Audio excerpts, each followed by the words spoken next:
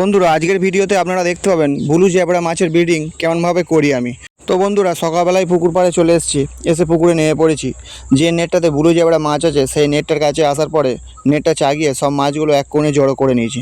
তারপরে আমার হাত নেটটা দিয়ে আস্তে আস্তে সব মাছগুলো তুলবো আমি গামলির মধ্যে। যেহেতু অল্প মাছ ছিল তাই একবার নেট দিয়ে সব মাছ তোলা হয়ে গেছে। এবার এই মাছগুলোর মধ্যে থেকে শুধুমাত্র ব্লু জ্যাবরাগুলো বেছে বেছে আমি গামলির মধ্যে রাখবো।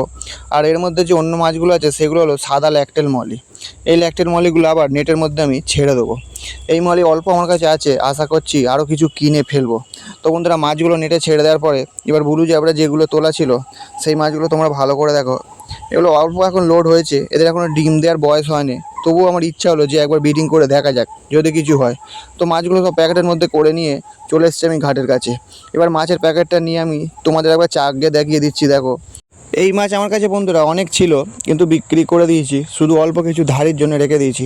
তো তারপরে প্যাকেটটা নিয়ে চলে এসেছি আমার ফার্মে তো সব আগের দিন তোমাদের ভিডিও দেখিয়েছিলাম যে জল ফল তুলে মোটর ফটর রেডি করে রাখা ছিল। সেই ভিডিও যদি তোমরা দেখতে চাও তাহলে সেই ভিডিওর লিঙ্ক এই ভিডিও ডেসক্রিপশানে দেওয়া থাকবে। বেশ কিছুক্ষণ জলে সিজন করার পরে একটা গামলি নিয়ে চলে এসেছি। তারপরে মাছের প্যাকেটটা নিয়ে গামলির কাছে এনে সব মাছগুলো আমি গামলির মধ্যে ঢেলে নেবো। তার কারণ এবারে আমি এই মাছগুলোর ব্রিডিং করার সময় হয়ে এসছে। তো গামলির মধ্যে প্রথমে মাছগুলো ঢেলে দেওয়ার পরে আমার প্রথম কাজ হলো অন্য একটা ছোট গামলি করে এতে কিছুটা জল দিতে হবে, যে কলের জল আমার আগে থেকে তোলা ছিল। তবে দুটো জলের টেম্পারেচার এক হবে, নাহলে হঠাৎ করে পুকুরের জলে থেকে মাছ এনে যদি কলের জলে দেওয়া যায় তাহলে মাছের ক্ষতি হয়ে যেতে পারে। তো মোটামুটি এখানে আমি 2 গামলি জল দিয়েছি, ছোটো গামলির দিতে মোটামুটি ভর্তি হয়ে গেছে গামলিটা। এবার আমার একটা প্রথম কাজ হলো আমার যে মোটরগুলো চলছে সেই মোটরের পাম্পের একটা পাইপ এই গামলির মধ্যে দিয়ে দেবো, যাতে জলটার মধ্যে পুরোপুরিভাবে অক্সিজেন মিশে যায়।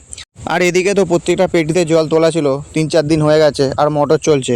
এবার আমার প্রথম কাজ হলো এর ওপর নেট সেটিং করতে হবে। কীরকমভাবে নেট সেটিং করব তোমরা কিন্তু আস্তে আস্তে দেখতে থাকো। বন্ধুরা এই যে কালো নেট আমি একটা বড় নিয়ে এসেছি। যেহেতু আমি একা ক্যামেরা করছি তাই নেট সেটিং করাটা তোমাদের দেখানো হয়নি, কিন্তু কেমনভাবে করলাম সব আমি বুঝিয়ে বলে দিচ্ছি। এখানে আমার মোটামুটি 6 থেকে 7 ইঞ্চির মতন জল আছে। আর নেটটা লাগাতে হবে ওপরে 2 থেকে 2.5 ইঞ্চির মতন, আর নিচের পুরো অংশটায় ফাঁকা থাকবে। আর মাছগুলো এই নেটের ওপরেই ছাড়া থাকবে আর তলায় মোটর চলবে। আর যখন মাছগুলো ডিম দেবে সেই ডিমগুলো কিন্তু এই নেট গলে নিচে পড়ে যাবে। তো যাই হোক মোটামুটি নেট সেটিং করা হয়ে গেছে। তারপরে আমার প্রথম কাজ হলো প্রত্যেকটা সোলার পেটির মধ্যে মিথাইন ব্লু লিকুইড দিয়ে দিতে হবে। তার কারণ যদি জ্যাবরা মাছ ডিম দেয় তারপরে যেন জ্যাবরা মাছের ডিমে ফাঙ্গাস না ধরে, সেই জন্যই মিথাইন ব্লু লিকুইডটা এখানে দেওয়া মাস্ট দরকার। বন্ধুরা আমি এখানে ব্রিডিংটা করছি মোটামুটি দুপুরবেলা 12টার সময়। আর এখানে মাছগুলো ডিম দেবে কালকের ভোরবেলা। জ্যাবরা মাছ মূলত ডিম দেয় ভোরের দিকে। তো বন্ধুরা প্রত্যেকটা পেটি যখন সেটিং করা হয়ে গেছে এবার চলে এসেছি আমি গামলিটার কাছে। এবার একটা ছোট্ট গামলির মধ্যে কিছুটা জল তুলে নিয়ে মোট জ্যাবরা মাছগুলো আমি গুনে গুনে তার মধ্যে তুলে নেব। তার কারণ যেহেতু আমি 5টা সোলার পেটি আমি এখানে ব্রিডিং করার জন্য সেট করেছি, তাই কটা মাছ আছে গুনে নেওয়া হয়ে গেলে প্রত্যেকটা পেটিতে যেন সমান ভাগে মাছগুলো দেওয়া যায়। তারপরে সব মাছগুলো আমি গুনে গুনে গামলির মধ্যে তুলে নিয়েছি। বন্ধুরা মোটামুটি এখানে 120টার মতন মাছ আছে। প্রত্যেকটা পেটির মধ্যে এবার আমি গুনে গুনে ভাগ করে দিয়ে দেবো। তো আস্তে করে হাতে মুঠো মুঠো করে মাছগুলো নিয়ে গুনে গুনে আমি পেটির মধ্যে দিয়ে দিচ্ছি। এরকম করে এই 5টা পেটিতে মাছগুলো দিয়ে দেবো। তারপরে কাল ভোরবেলা আবার দেখবো যে মাছে ডিম দিয়েছে কিনা। তো বন্ধুরা আজকের ভিডিও এই পর্যন্তই। আবার দেখা হচ্ছে আগামীকাল যে জ্যাবরা মাছে ডিম দিল কিনা। আর ভিডিও যদি ভালো লেগে থাকে তাহলে একটি লাইক করবেন আর সাবস্ক্রাইব করে চ্যানেলটির পাশে থাকবেন। ধন্যবাদ বন্ধুরা।